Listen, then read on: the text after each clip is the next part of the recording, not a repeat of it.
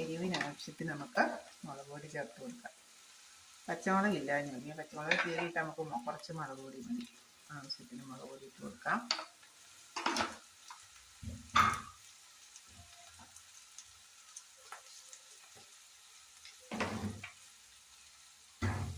നമുക്ക് സവോള വഴന്ന് വരുന്നൊപ്പം തന്നെ ഇത് മുളകിൻ്റെ മല്ലിയുടെയൊക്കെ പച്ചപ്പ് മാറി കിട്ടുമല്ലോ, നമുക്കൊന്ന് ഇളക്കി കൊടുക്കാം.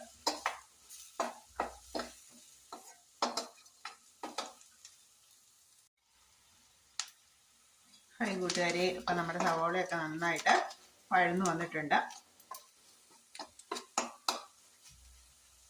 നമുക്ക് ഒരു ലേശം ഉപ്പ്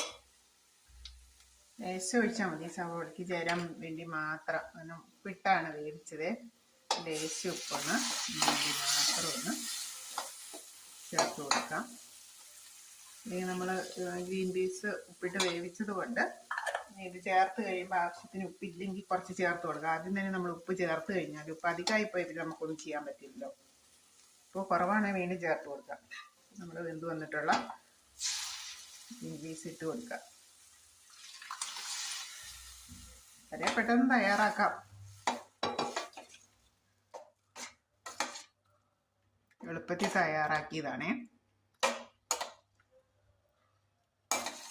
ഗ്രീൻ പീസ് വേവിക്കാൻ വെക്കുമ്പോൾ നമ്മൾ ആവശ്യത്തിന് കുറച്ച് വെള്ളം വെച്ചാൽ മതി. ഒരുപാട് വെള്ളം വെക്കേണ്ട. നമുക്ക് അത്യാവശ്യം ഒരു ചാറ് കിട്ടിയാൽ മതിയല്ലോ. ഒരുപാട് വെള്ളം ആകാതിരിക്കുന്നത് നല്ലത്. അത്യാവശ്യം ഒരു കുഴമ്പ് പോലെ.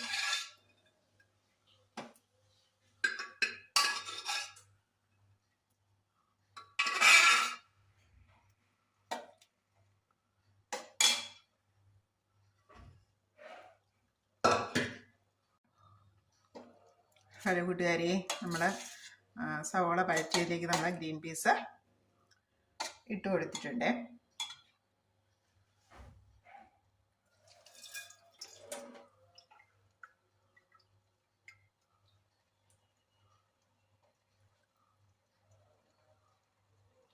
നമ്മൾ വെന്ത് വന്നിട്ടുള്ള ഗ്രീൻ പീസ് ഇട്ട് കൊടുക്കുക. വളരെ പെട്ടെന്ന് തയ്യാറാക്കാം. എളുപ്പത്തിൽ തയ്യാറാക്കിയതാണേ.